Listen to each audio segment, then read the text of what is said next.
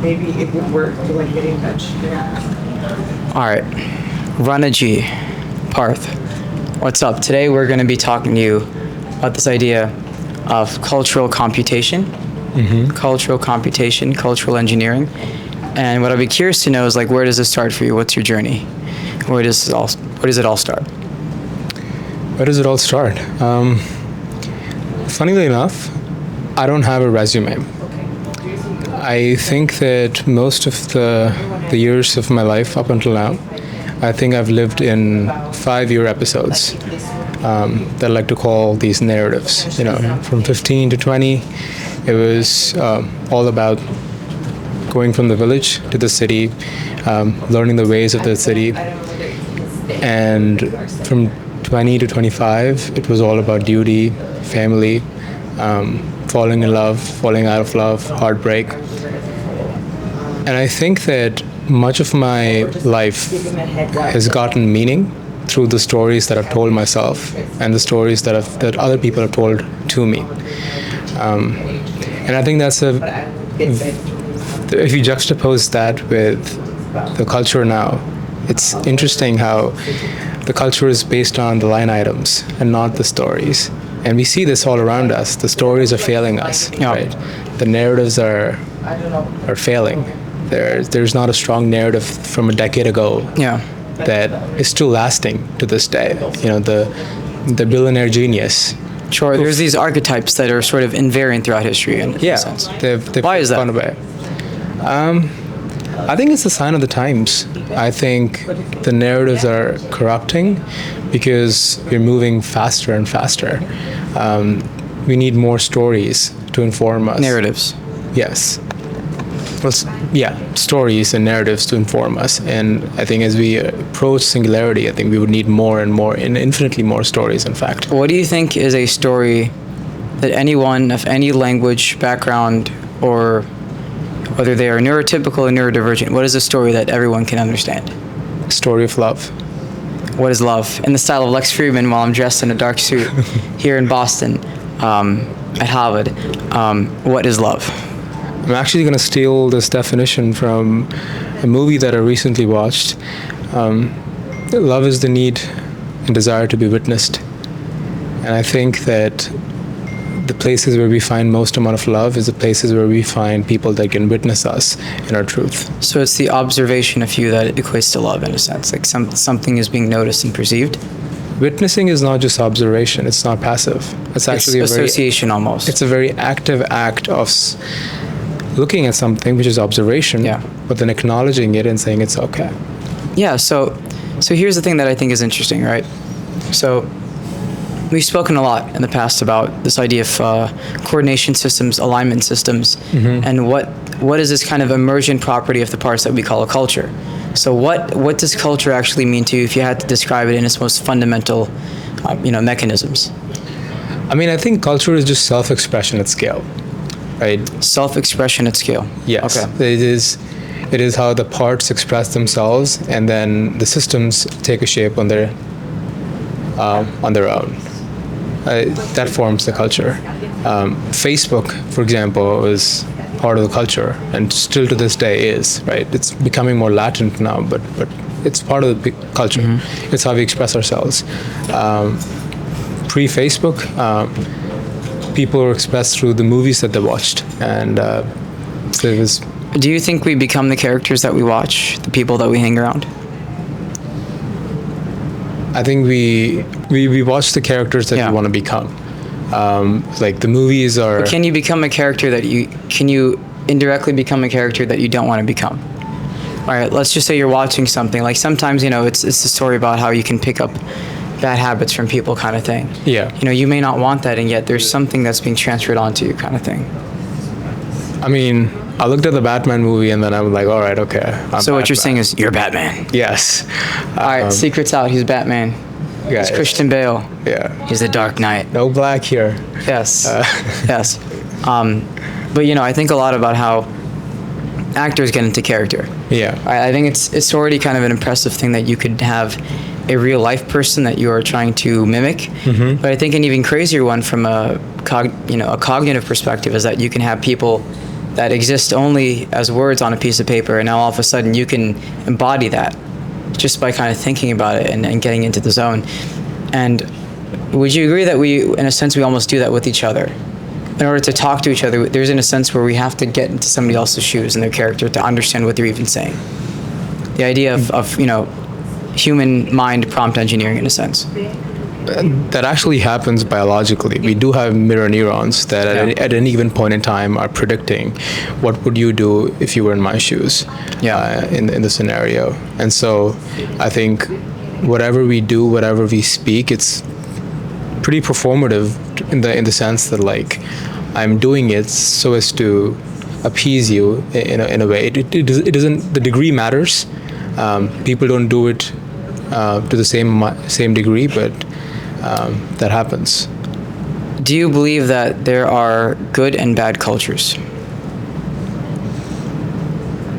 Yes.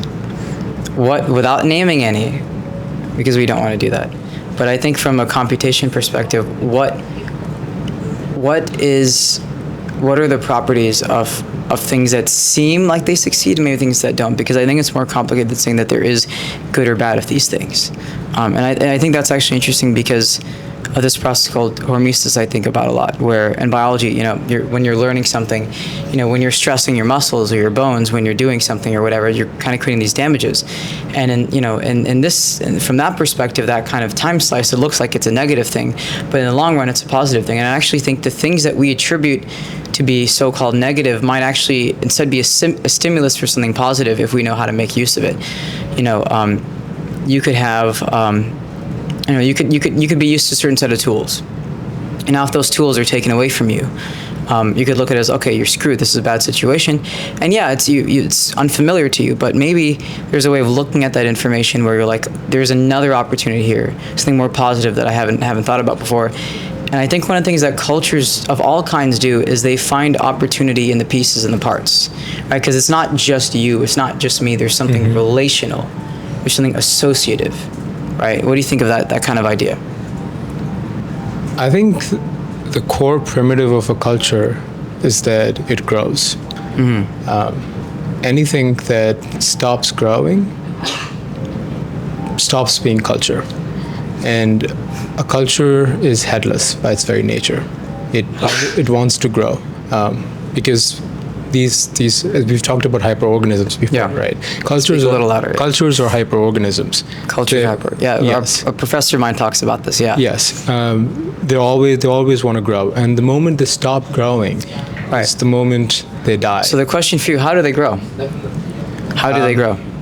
Every culture develops its own set of rules and primitives how to grow. Yeah. Bless you. Do you think memes are cultures? The way memes propagate, spread, and have their own kind of path of evolution and trajectory, do you think that they're also a kind of culture? I think meme is a property of a culture. I think all cultures inherently develop these mimetic tools. We call them memes, right? They're like digital media. But books have been memes, right?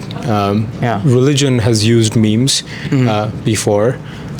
When we chant, what are you chanting? So I guess the question now for you, tagging off of the last thing we were just talking about, is, what does it mean? Can you have something that's not a culture and then it turns into a culture? Or is culture some kind of weird invariance that's always there between the parts, right? Because when I think the way that we use the word culture is kind of interesting, because it's like, oh, you can have a culture of people, you can have a culture of languages and food, and you can have a culture, we literally call different collections of bacteria as cultures and all these kinds of things. And it is very much a similar property about how a collective acts, right? And one of the things that I think about in terms of, collective computing, this idea of cultural computing, is that you can basically have people that are doing physically different things. Actually, let's not even use the word people, let's just say systems, right? Whether it's an AI, a human, dog, cat, microbes, whatever, is that they can be doing physically different things in space and in time, and they can contribute to the same goal. All right, so the example I talk about a lot are, sports teams. Many of you who've been to these things before will have heard this example, like Jess over there. But if you're on a football field, one guy's over there, others going there, they're going all over the place, and yet somehow they are contributing to the exact same goal, right? And they don't even necessarily have to know what the other person is doing, right? One of my professors talks about this idea of cryptographic computing, where, things like the Manhattan Project, is that the whole point of it is that because of the secrecy and the restrictions in place, you don't want everyone to communicate with each other. So there's kind of this distinction between that, and yet they can build something so crazy. And in a sense, there is the orchestrator that knows about all the parts, but I'm curious about how the orchestrator doesn't necessarily have to be a physical thing as much as maybe a more intuitive coordination system. So one of the things that I think about, right, is if you're from a similar background, especially if you are in a room of people who are not from your similar background, it could be the country you came from, could be your school, could be a niche interest that you have, there's automatically this kind of like invariance, this very niche specific invariance that you guys share, and that's something that will stick out to you. Like if I'm interested, in some obscure activity, some obscure sport, and I'm in a room of really, really cool people who are otherwise my friends, but if there's this one dude that walks in and he has this very, very specific niche thing, my attention goes immediately to that. Mm-hmm. So from your perspective and everything that you're trying to develop and create, what would kind of explain why we have attraction to things like that? To these niches almost. Why we like things. Why we like things that maybe other people won't like, because it differentiates us in a sense. Interesting. I don't think there is a causality there. I don't think we like things because it makes us different. Although I would say that our identity comes from liking things that other don't. Hegel actually talks about how identity... Who else is the guy that talks about Hegel here? Oh, he's not here. All right, yeah, Hegel actually talks about how identity comes from the negative, right? A citizen is not an immigrant.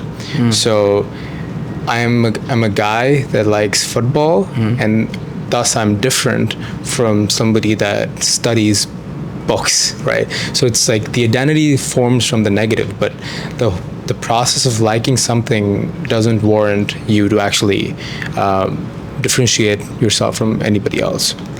Because if that was the case, then everybody would be different, and we wouldn't be able to pigeonhole people based on their interests. So something interesting that I think about, and actually this is something I talk about with the other professors of mine who you met, one of them. There's Wilhan and Alon Barinholtz, right? And the thing that's interesting is we talk a lot about the nature of language and as a coordination system, right? Yeah. The way parts relate to each other, systems relate to each other. And something really interesting is that, these words that are in front of us right now, or the words on our computers, our papers, the L doesn't actually mean an L. So when people say that you take an L, you're not actually taking a real L. Right. It's just as simple. But same goes for W's. But the interesting thing is that those are kind of arbitrary, right? You can get the same meaning and internal structure out of those in a bunch of different ways. That's what we call other languages outside of English. You can also do this with sign languages, olfactory languages, which I've spoken about. You can do this with all sorts of different things. And so what that kind of tells you is that there's something about systems that create a way for them to relate to something else, right? Can you say a little bit more about olfactory languages? Yes, I can expand into that. So for those of us who will be watching this, a friend over here from Augmentation Lab just asked about the olfactory language, and essentially the basis of the olfactory language goes off of that idea that the symbols and the mediums that we use for language are kind of arbitrary. So, when we have these symbols of colors and shapes that we associate with these sounds and these meanings, it's almost like synesthesia. We're just associating colors and sounds with whatever. And so one of the things that I thought about, and I have many videos on this which you can check out, is that you can actually create a language just like English, very similar to it, entirely using olfaction. So what you could do if you want to try it, take a cologne or perfume, break the seals on them, whatever, it can be a little destructive, put it in a dropper bottle or a syringe thing, and you can make these smell shapes with them, right? And you can do that just like you'd make any shapes, letters, whatever. And if you smell read this left to right, whatever, and you associate, this is the connection thing, you associate each one with another one, or another idea or thought in your head, is eventually you'll start to almost build up this structure of meaning out of them. And one of the things that'll happen as you keep practicing this is you'll start to think in smells. So if you can think in pictures and visuals and feelings and sounds and all these things, you can also do that in smells. So in a very crazy sense, I say that language induces altered states. We can talk about this more later. Was that kind of good introductory? Yeah, that's awesome. Thank you. Yeah. Also, if anyone from QRI is watching, we have many QRI fans in the audience, it would seem. But yes, so back to the thing we're talking about, right? Is that it seems that the point of these systems is they're trying to create something that relates them to another thing, right? And I think one of the most interesting ones to think about are the way people will have inside jokes, right? It could just be a really dumb joke, whatever dumb really means. It could be a dumb joke, Yeah. but as long as you share it, it's like, oh, they don't know this. There's this kind of line in the sand between us, right? And that establishes what is and what isn't in a sense. It's the way that we tell difference and differentiate. Yeah. So this actually goes back to the developing the identity from the negative, right? Gotta speak. You really have to speak louder. Wow. Okay. Yeah. This goes back to developing the identity from the negative, right? And my work as it relates to it, I think that most of the social media is homogenizing how people think and what they find funny. There are subcultures online that you would see, but we literally have a mainstream, which is all big percentage of people thinking and liking and hearing the same thing. And I think that the future that we are looking at, or at least the one that I'm positing, is a future where there's going to be a lot more subcultures. There is not going to be a mainstream. It's going to be very hyper personalized to the point where people can exist in these very little 100 to 200 member communities, and that's going to be okay. There wouldn't be a mainstream. I think that the tools for that are not there yet. Instagram, for example, is not going to be the tool that enables subcultures. Yeah. Like that. Yeah. So, do you think culture has a mind of its own? Oh, definitely. I think Does it that have a metabolism? Does it sleep? Does it dream? metabolism. I guess Metabolism, from you that can think of analogy, it as like a refresh rate almost. The refresh rate of what it's taking in and putting out. how fast it digests an idea. In a sense. Okay, Sure. Well, Yeah, if anyone wants to chip in fundamentalist- with this, I think something interesting to think about is Yeah. you could almost phrase it as what is the rate at which it is able to take information and in time and integrate it in a way. Sure. Right? Yeah. Because you can't just, if you're eating something or drinking something, it just doesn't, it goes somewhere, but it has to be integrated in a very specific way. And there's many people that believe that there's, a lot of the things that are responsible for enhancements in biology or even some other health issues come from potentially, your body's unable to integrate its energy sources, its food sources, its water sources. And I sort of equate that with at least properties of metabolism. And so I wonder, you could say it's sort of like a fast learning, fast adapting system where if it's exposed to something new and novel, it's better able to integrate that. Now this also happens to kind of align a bit with the ways that we describe properties of agency and intelligence.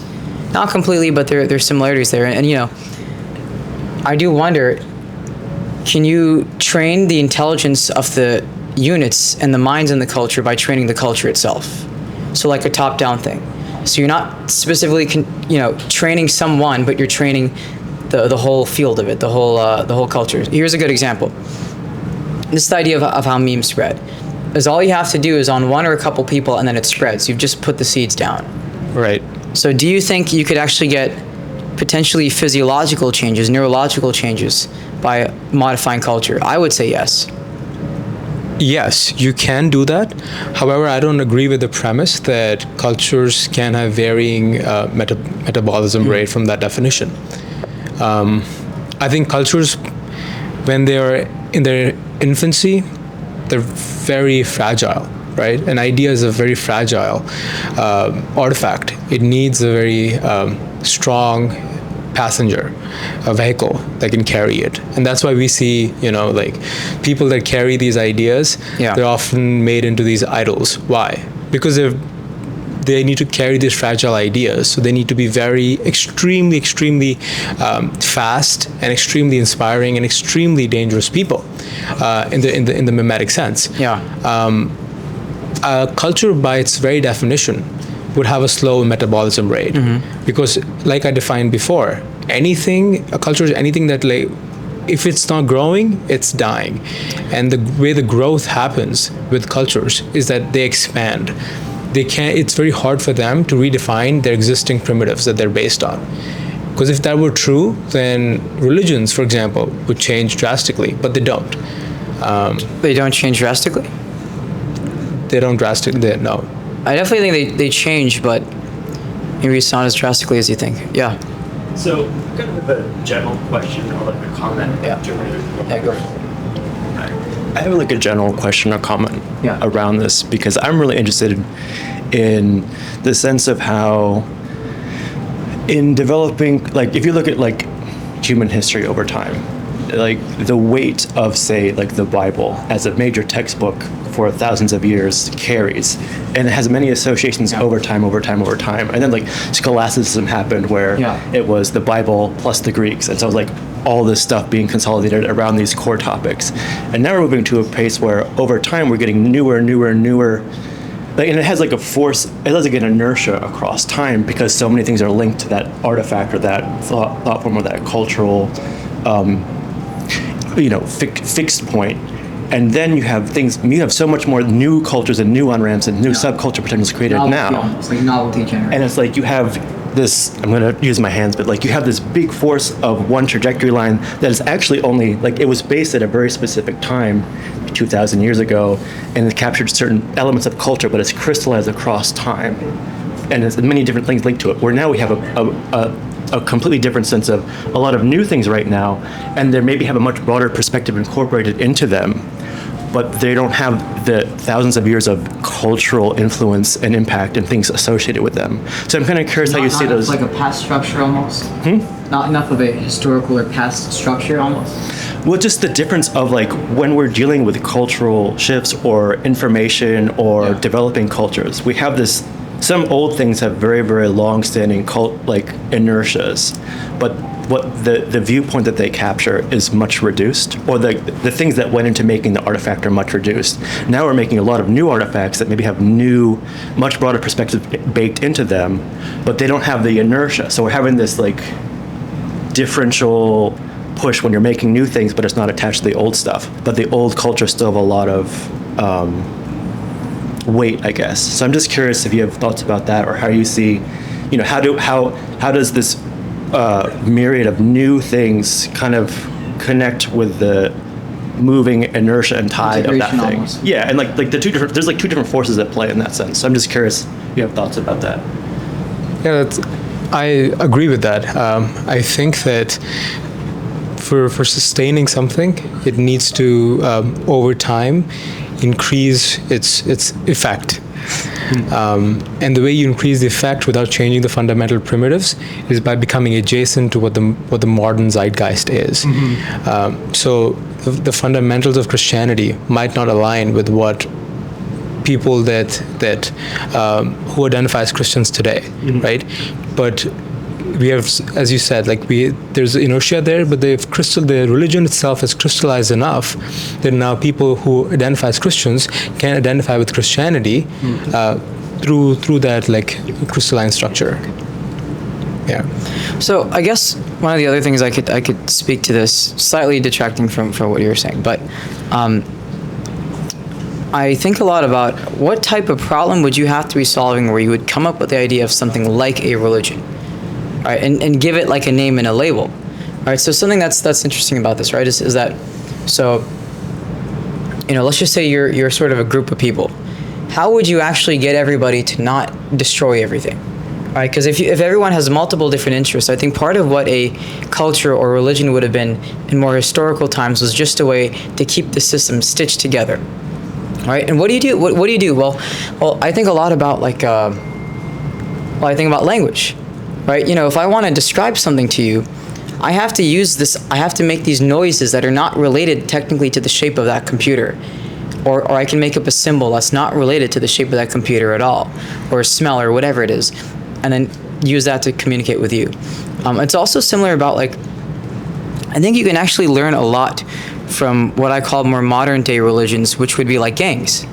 And I think it's actually very fascinating because, from what I understand, gangs are supposed to be extremely close-knit and very tight. And there's very much this kind of us versus them perspective in that, if something, it's like a really good friend group. If someone screws with you, they screw with the whole group kind of thing. This kind of hive mentality, hive mind, collective intelligence. And a lot of the things that people will do is, in order to say that they're instantly, they have to differentiate themselves. They'll have certain tattoos, certain haircuts.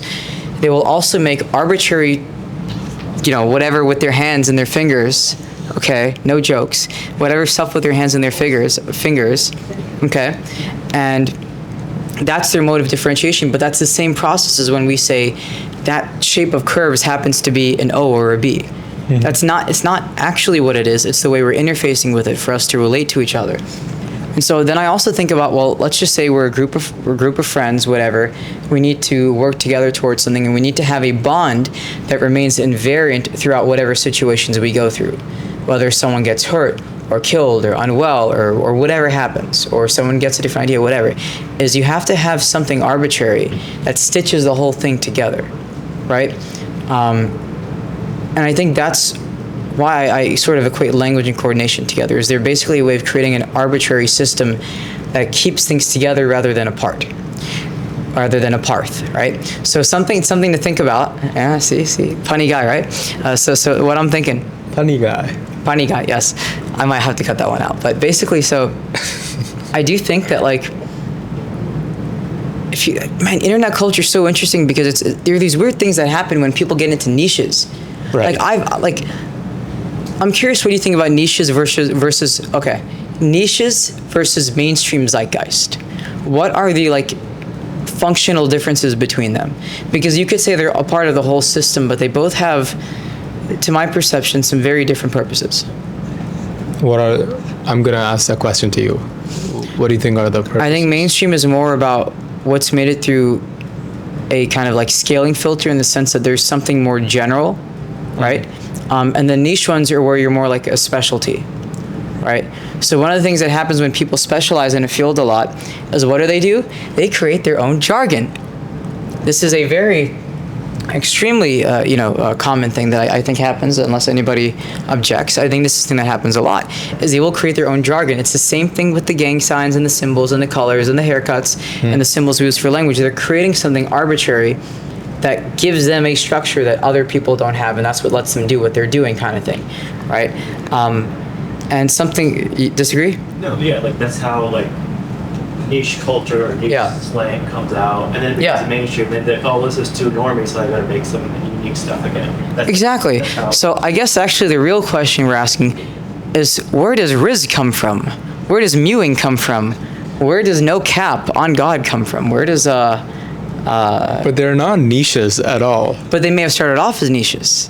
Now, if you think when you start something, it usually starts off as kind of a niche. Yes. A lot of times the strategies people will tell you when you're doing a business or a startup is, you start very focused and small to gain that momentum, get the ball rolling, and then you can scale it as it grows. I mean, hate to be the business guy here, but what's the TAM of a niche, right? Yeah. Can it grow into something much bigger than what it started off with, right? But are there ways of predicting that when you're very early on? Because I think the job of, Do you have to? I don't know if you have to, but I think I feel like mewing came from from Dr. Mew, right? Yeah, John Mew, whatever, Yeah. Mike Mew, whatever those guys are. So he developed this strategy of how to enhance the jawline. Right. And then Mew for the camera, everyone. I don't know how to do it. But so, okay, you can know what Mew is and not even know how to do it. Yeah, in a of sense. course, because it's on the internet, right? So he developed that strategy of how to mew, and then there was enough people that wanted a good jawline. So there was the behavior was already latent. He didn't develop that behavior. He didn't go out to everyone and knock on their doors and say, "Hey, do you wanna improve your jawline structure?" Yeah. Everybody wanted that already. Right. He just tapped into it. And this is what I was saying earlier about about the way you can train the collective and only aim for a couple pieces, and it affects the rest, right? Yeah. When you're putting a seed down in the ground to grow, you're not individually building the whole plant or the tree. You're literally just tossing something there in the right setting, and it does it on its own. And I think that's the interesting thing about what you just said about the mewing thing, is that, wait a minute, well, it seems what happens with that is that you'll have people that have this thing. It starts off in this niche. It's like a seed. You've just put the seed down, right? And then it's only in a culture that's receptive and open to it. It has the openness to be able to integrate that. Does that start to happen, where it starts to grow into this bigger meme culture? But it's also not just a meme culture. It's things that people actually really do to try to improve their jawline and their cheekbones and all these kinds of things, right? And once again, this is something by just targeting a couple of the pieces now starts to affect the whole. I'll give you an example. If you've had, like a thing of water, and you put like a food coloring or paint and it starts to spread, that's what I'm talking about. I think that's a very similar process, is that there's something about the material properties of that water or whatever, for instance, that's able to receive what's being kind of sent out from the middle, right? Because that's all you have to do. Look at how bacterial colonies grow and slime molds and all those things. It's a very similar principle. Curious if you thought about this. Yeah, I used to have ant colonies when I was a kid. Oh, nice. I nurtured ant colonies. So my mom is very spiritual. So we would all go to the park nearby and we would feed the ants. But then me being me, I was like, can I actually create one from scratch? And so I would take these paper straws, I would make holes in them, and then I would make sugar water. And then using sugar water as like the thick glue, I would create these rhizomal structures. Lab rhizomal. Here we go. Out of the straws, I would dig up a deep hole. I put the thing in, then I put the pebbles, and for the scaffolding, then I would fill it up with water and soil, and I would then put sugar inside and then let the ants come in. And at one point I had like a really big ant colony. So where is the ant colony now? Back in India. It's still there? Yeah. Nice. You built a scalable system that grows and maintains itself. I'm not sure if it grew, but it's maintained for sure. Yes. So my next thing then is, there's ants right there. How cool. They're going to form an ant colony. And they'll bond and form a connection over the banana. So, I might want to move this. Yeah, so I'm just talking about how I love ants, and as a kid I would go for walks with my grandma and tell her not to step on the ants. I would run ahead and look for them. But later, just a couple years ago, my friend and I adopted an ant colony unintentionally in Brooklyn because we found a bunch of planter pots on the sidewalk, and one of them was filled with soil, and inside the soil it turned out to be an ant colony. And we brought it inside and then later discovered like all these ants coming out of it, including, because it was springtime, there were new queens coming out of it that we had to release outside so they could find their new place. And this ant colony lived with us for a couple of months, and they expanded into another planter pot. And they even at some point, so because I was involved, one of the windows we kept the screen partially open so insects could come and go, and we had some aphids come and live on one of the plants, and the ants formed a symbiotic like they would collect the I don't know if anyone knows, but some aphids like produce or harvest too much sugar, so they produce this like sweet sap out of their butts basically, and the ants would come and collect that out of their butts. Well, their backside, I don't know if there's I think there's a separate organ that produces it. Out of their ass. Yeah. So very, very useful to the ants. Yeah, I don't know where I'm going with this, but I like everything that you guys are talking about in terms of like culture and like grafting onto like existing culture and using that as like your foundation and finding like where the place to graft onto. Yeah. And also about like culture sustainability, and I'm into everything that's going on here. Thank you so much for having this talk. Thank you. Your words, Rana ji. Yes. Your response. I don't have a response. You don't have a response. Yes. You just responded. I did. All right, so here's something interesting to think about with this whole thing. Is that are the ways that other organisms and systems create culture similar to humans?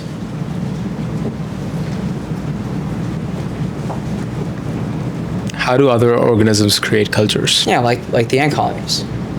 There's something that's kind of stitching them together. Yeah. I don't think we have ant queens. It's not as much literally, Yeah, but as much yeah. as the ways in which they will. I mean, we have our different discovery mechanisms that we have developed. We have consumer markets, ant colonies down. Louder. Yeah, we have discovered like pricing mechanisms for Yeah. trades and goods, and colonies. Do you think like, yeah, economics is a culture? Like the concept of Economics is a economy is a meta- culture. economy. Interesting. I think the question would be, how do you define economy? Because I think we are very used to defining economy in a consumer sense, that there's going to be a buyer and then there's going to be a consumer. So a sender and receiver. Yes. Information theory. Metabolism. Yeah, exactly. Yeah. Like, what happens when there is like a single producer, right? Yeah. And everybody else is a consumer? What kind of an economy do you get? Do you even call that an economy? Yeah. And I think that's like a question that I've like thought about a fair bit, in that we are increasingly moving towards a point where there's going to be a lot of separation between people that can produce and people that consume. So there's going to be a lot more people that are consumers and a lot more that are producers. And as that chasm widens up, two things are going to happen. Number one, I think price as a signal drops in value. You won't be like pricing things like based on their utility. You'll move more towards pricing things on what they mean to us and who is selling this particular product to us. And number two, I think the systems are going to start looking like orchestration systems, because markets, as they become more efficient, they tend to look like orchestrations. Right now they don't, because, well, the invisible hand, right? But eventually what's going to happen is that the invisible hand becomes literal. Yeah. It's like a single orchestrator that's orchestrating the movement of the goods and the bit between the buyers and the sellers. So where do we go from here? Where do we go from here in this thing that we call culture? Because it's being transformed by a lot of different things all at once. And if it's a metabolism and everything is coming at it all at once, I may not be able to necessarily integrate and tolerate the whole thing. And I think what that kind of speaks to is how the system maintains itself with less constraints, right? I think there's a saying where you can learn a lot from people when they think they're not being watched. And I think one of the functions of a culture and a society and language and all these things these arbitrary things, is that it's a method of accountability. Right. It's a method of, when you toss the golf ball in the air, it's what keeps it there and not moving elsewhere, right? And one of the things that happens in a culture or society is that there are these checks in place. As horrible as it sounds, bullying is a kind of checking mechanism. Maybe the metric for it is debatable and maybe not very good, but there are systems like, you should dress this way, you should talk this way, you shouldn't do this, you shouldn't do that. That's not the person doing it, that's a culture acting through them. The person is the hands, the invisible hands or the physical hands and fingers of this hyperorganism in a sense. Because it's not actually them. They didn't necessarily come up with that idea. It's something else acting through them. Indulge me for a minute. Sure. Maybe culture is just dead people bullying you. I think actually that's a very, very fun way of saying it. It's people ruling beyond the grave. Yes. They're controlling the world throughout the Culture grave. is bullying. Yeah. It's a feedback system. Yeah. When you in a more practical sense, or not practical, but in a different sense, is okay. The famous example of touching a hot stove, like you're going to learn pretty quickly, maybe not a good idea, right? But that's only if you have this current physiology. If you have a different kind of heat tolerance or some other mechanism, you could do that all day long and it doesn't cause a problem, right?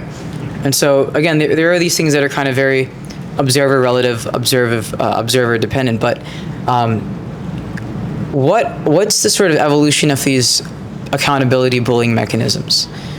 right? Because even if you have a system, it's like the other parts are trying to keep the thing contained, right? And you could say that in many sense, cancer might be the most divergent thinker in the body. That's the one that's not neurotypical. And it would be curious to see what would happen if cancer was left to grow on its own and become its own kind of agential system or organism. Very crazy experiment if someone ever wants to try that, but I do think there's something about that divergence. And as if it's contained and compressed by whatever else is in that, in that line in the sand, the border, as it starts to contain and put it all back into context. It's like, I'll put it to you this way. Let's say you have a bunch of marbles or something, right? Right. And you have a border, a little cookie cutter shape, whatever it is. That's going to hold it like that, right? And what happens when you have, let's just say each of these marbles, this is maybe not a good example for camera, but let's just say you have each of these marbles, and they can expand, they can grow. The marbles are growing. Yeah, the marbles, very funny. The marbles are growing, okay? And what happens is, if you have that contained system, it'll start to compress all of it. It'll sort of expand into each other, which is similar to what happens with cells. Yeah. And so I wonder if, when we talk about these bullying, accountability, pressure, whatever, it's this very fundamental coordination system about how do you run a system if you're not always there. And this is why, in a sense, you're very right when you say that many of the things that we do today is we have this invisible hand, this ghostly phantom hand that's kind of orchestrating things, because there are things that were started long before we were ever in the picture that are controlling things. Yeah. +1 adjust. Yeah. Yeah.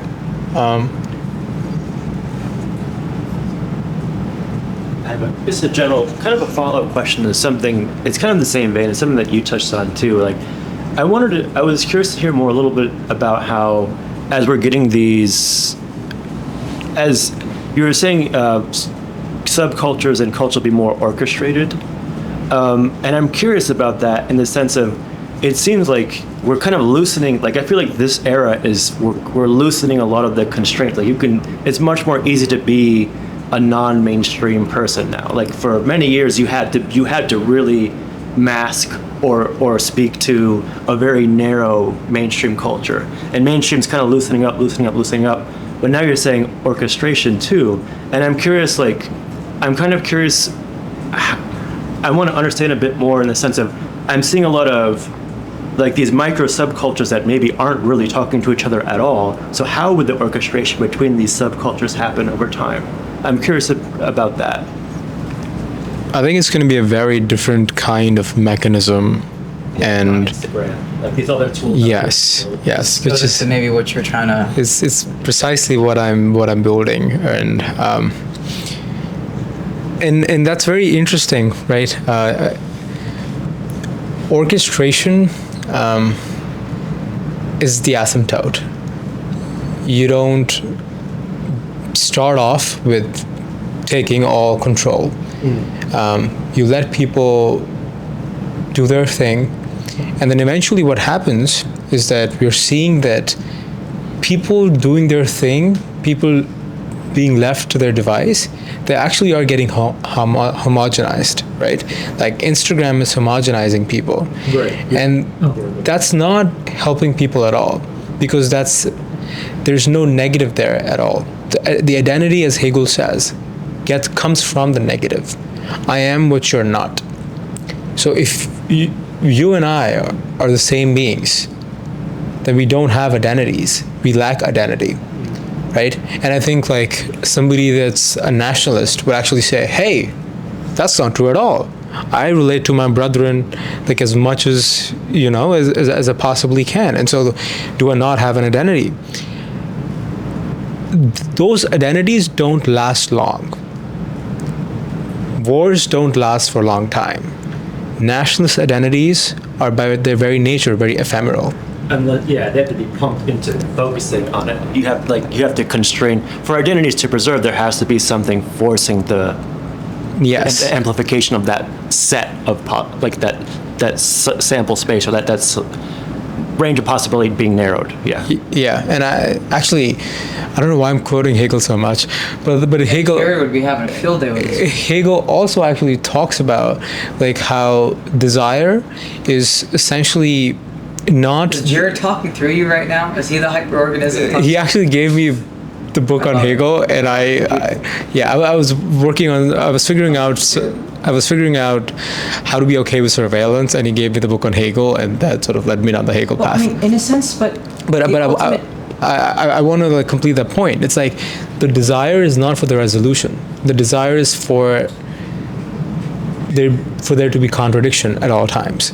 So if the contradiction goes away, then the identities stop being what they are. They lose their value. It's this idea of sameness and difference, where how can things, you're saying, I've talked about this before in all the Ekkolapto stuff, but it's like, if you think about kind of one of the simplest things you can think about, it's just like, okay, two things, nothing from something, black to white, white to black, you can know the black from the white from the black. And yet, the only way you can even say those things is because they have something similar that they share, a category, right? It's talking about color or luminance. That's what you're saying when you say black or white. And this is that thing where it's almost paradoxical. It's like, wait, it's the same and it's different at the same time? Like, wait, well, how does that make any sense? But I think that goes to what the point that you're trying to make is that I'm going to be doing a presentation on paradoxical organisms and paradoxical systems, and I think this ties really heavily into that. I think it's already actually on the Luma page, but I think these things that we... Prepare my questions for that. You want to give a sneak peek of one now? I just like I think the core thing that you're saying, that's like a super fundamental thing, and a lot of in different disciplines they develop by going further and further away from that point to get really specific, and then you kind of could keep coming back to bring it back to the original differentiations, and then you get like paradigmatic shifts and things like that. So I think it's a really important thing to do. I'm curious where you're going to go with like the organisms and what we're talking about here. Yeah. Well, part of the sneak peek I can give, I think this can be the Toronto or Waterloo one. Actually, it might be Toronto, but it's about the idea that in order to have continuity or sameness, you have to have something that's conflicting or paradoxical, right? You have to have a reference. Exactly. Are you going to say old school cybernetics now? I was waiting to say cybernetics. Yeah. I'll let you say it. Yeah, old school. I'll steal Jesse's flow for a moment and say old school cybernetics. But that's something that cybernetics is an interesting field. Dr. Hahn and Barinholtz have their opinions about the role of cybernetics and all of that, but I've talked about this quite a bit. But one thing I do want to say as we start to kind of wrap up here is that what I want you to talk about now is what you want to do with this thing that we call culture, right? You are an agent, a mind existing in this greater culture, and as we've spoken about before, is that the individual units can change the whole. And so I want you to give us a good rundown about what it is Rana G Parth is doing on this front. All right. Well, I think like any good plan, it starts off with something that does not look like what it's going to become, and then eventually takes the crystalline form, as Jesse mentioned. But right now I'm building an app that allows people to connect and matchmake other people. And eventually the goal here is that we sort of become the coordination layer for people. Like I mentioned, the markets are not going to exist in the form that they do today. They're going to be orchestrated in the future. And for that orchestration to happen, there's going to be a tool, and that's what I intend to build. I think before I talk about what I'm building exactly, I think it's worth talking about what the people will look like in the future. 5 years from now, what would they want? And I think going back to our beginning of this conversation, people would want meaning. People would want narrative. And I'm placing myself in a future where we have AGI, right? How do I build a company that not only survives the AGI or the coming of AGI, but also thrives in it, right? And I think for humans, what's going to be most valuable at all times is our humanity, our ability to love. As intelligence gets too cheap to meter, I think our ability to love and care for people that we are either attracted to or find some meaning in. I think that's going to outlast the next AGI boom. And the way that happens is by allowing people to be witnesses for each other, allowing people to write about each other, allowing people to romanticize each other. It's going to be less about self and more about the other. But actually, in doing so, it becomes about self, because we create this very vivid distinction between my community versus not my community, that everybody gets their sense of identity from the system that I'm developing. I think that we're going to have a future where there's going to be 100 to 200 member communities. There's going to be communes. There's going to be new religions. There's going to be homesteads. People forming their own villages, right? Most of the logistics are actually going to get unbundled, right? They're going to get unbundled from the actual, like, starting off a homestead or a home or a company, a corporation, a village, a society. Like, you'll have services like AWS that help you do that. For you, it would just be, hey, do I have the people? And once you have the people, when you have the alignment, then you bring them together. And it'll be as easy as, dare I say, a click of a button. I think that's where a lot of the struggle right now is, and you see with people trying to make these niche culture of the internet and like the glories of the old internet, now your Discord servers, and people are trying to find that. They're trying to find those things. This is what I'm saying about. This is what I'm trying to say about. You can have the internet or whatever that's for everyone, but people will end up clustering and specializing and creating these niches because of that border line differentiating mechanism, right? And that's why I'm also saying that's what we do when we create language, when we create a culture. Is we're taking something that's kind of more general, right, and almost more ambiguous because it's there everywhere, and you're adding something to it, something to make it special and add a, That's very interesting because turning Play-Doh. All right, one last example is I can have a whole thing of Play-Doh that's kind of amorphous, and it only has the value to the observer and the kind of minds that we are if it's shaped in a certain way. And it's the same principle about, you could have an ambiguous, chunk of marble stone, but it's only valuable to the kinds of observers that we are when you go out of the way with a saw or an axe or whatever used to cut stone, and it represents the sculpture or the symbol that's arbitrarily meaningful to us. Does that maybe click? Yeah, the most interesting part of language here is, and I think this is also my most contrarian point up until now. Is this your Peter Thiel contrarian take? I don't think that we're gonna, 100 years from now, we're gonna have English being the most dominant language. I think we're gonna have a Cambrian explosion of languages, but it's gonna be okay and actually be catalyzed by the fact that you would have the ability to translate in real time with LLMs. Yes. So the three of us could generate our own language, and that's okay. And if we communicate, that's okay, because we can communicate in our language to other people as well. Because for them, at the receiver's end, they could just have an LLM translate our language to theirs.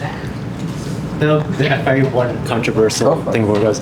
I think, and what this gets at to me is that inherent. I've said this before, but like in other talks from Ekkolapto. But my sort of hot take, not really hot take, is I think at our core, human beings themselves, we process things very individually. We don't. Every human being has a subjective experience, and there's sort of maybe some clusters and groups and personality traits and some cultural influence, stuff like that. But where we're going is like why this makes sense is the desire to have really hyper niche, really specialized, like really deep connections with certain people like that's a major driver that will endure for humanity for sure. But the barrier of going in and out of those things to translate back to the group will also be reduced. So I think that's an exciting space to be in for sure. And realizing once those barriers of, I really want to have my niche vantage point that I'm developing, my really close friend, my inner circle, but then I can go back and still talk to everybody else too. I think that's part of the magic. And to add to that, when you're creating a company or a startup, you're literally taking something that's this space of possible places and paths and things. Really, Addish, sort of like Wolfram, I guess. It's a space of possible things you could do, and you're limiting that. You're constraining it into the thing that you do. You're clustering. You're niching it in a sense. Yeah. I mean, Pig Latin, for example, I know many people in my own community that like have learned Pig Latin, but there's no use of it. I think that when we have a future where anybody can create their own language, that's the olfactory language. Yeah.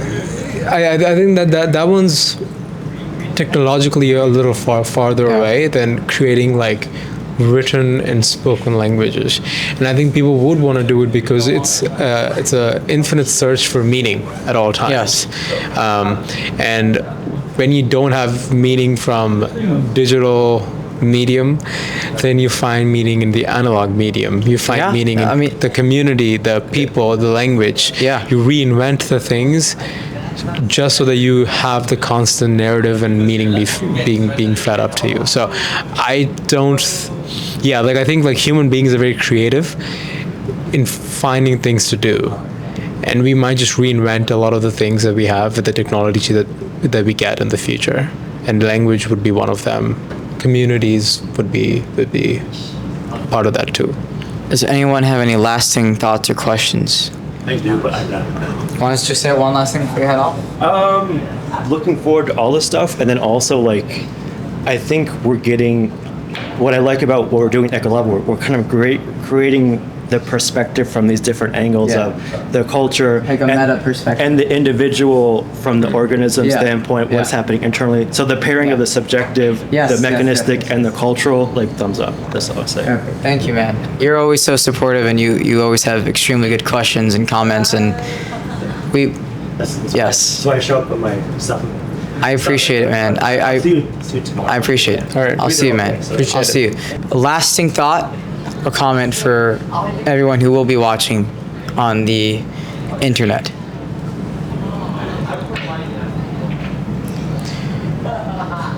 I think we're entering times that are going to be very weird, and I say this in no small amount. Like, if I could speak 2 times louder, I would say that. Like this? Like, yes, like that. Yes. It's going to be very strange times. And people that are building the technologies don't have any more answers than the people that are going to be using these technologies. So if somebody looks at this video from the future or even now, I think one thing I would say is grab hold of the people that you love, and spend time with them. I think this is going to be the most valuable thing that we can do. And I mean, I'm building my entire company around orchestrating love and allowing people to find people that they can love, and friendships and roommates and whatnot. But yeah, I think human connection is what matters the most for human beings. And I think we're going to realize very soon that like machines can do the machine jobs. Humans don't have to compete with the machines. I think we can do our own thing. That would be my lasting thought. Where can people find you online and follow what you're doing? Because I believe you'll also be doing a presentation potentially for Canada pretty soon, virtually. Yes. I'm on Twitter. My username is Rana G Who. It's spelled Rana G Who? It's spelled RANAG WHO. Yes. Yes, that's me, and I go by the same username on Instagram as well. And what is this big thing that you're building? What's the name that you've given it? I'm building Vibe Check.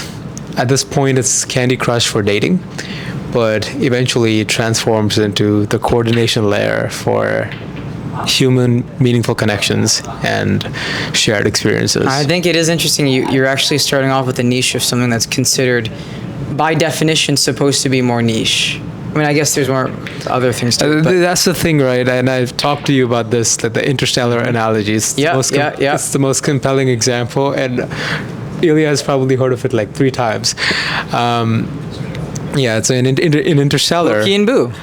Exactly. In Interstellar, when Dr. Mann tried to dock with Endurance and it failed, then Cooper. Don't take what he said out of context, guys. And then Cooper didn't try to stop the Endurance from the curb. It analyzed the spin, matched the spin, and then it docked. And then it engaged the retro thrusters to slow it down. The point of it is, if you are to start a revolution, you don't try to stop the existing incumbents. You build something so great that people love it, and then you release a Trojan horse. So right now, my goal for the next 2 years is to kill dating apps. But at this point, I'm building a dating app that's the most addictive and gamified version of whatever you can find out in the market. But that's okay, because I know what my cornerstone is, what my North Star is. Yes. So I guess in true Lex Friedman fashion, because I'm dressed up just like him, and we're in Cambridge, love is the answer. Love indeed is the answer. Very cool stuff. Thank you, man. Appreciate this. All right. Love you, bro. Emphasis on the love. And you guys can find out all the stuff about him online and everything like that. He'll be presenting for Toronto or Waterloo virtually pretty soon. And as usual, subscribe to the channel, like and comment. This will either go on mine or the Augmentation Lab. We haven't figured that one out yet. But either way, subscribe to both channels. They're both gold mines, so select those. And we want to thank everybody else from Augmentation Lab, Sea House, Harvard Street Commons. Any other plugs or shout outs you guys want to say before we finish? Sure, thywill.live. If you're into prayer, which is like kind of based on love, there's a new community called thywill.live, which is all about prayer. You can, anything that you want prayed about, you can submit into the feed and people will pray about it and see what happens. And you can pray for other people's stuff too. Cool. Thank you. Very cool. Cool talk. Really enjoyed it. Appreciate it. Yeah. Sticking around, man. Yeah. You have very interesting thoughts, and definitely excited to see where you guys go with all this in the future. Cool. All right. See you guys soon. All right.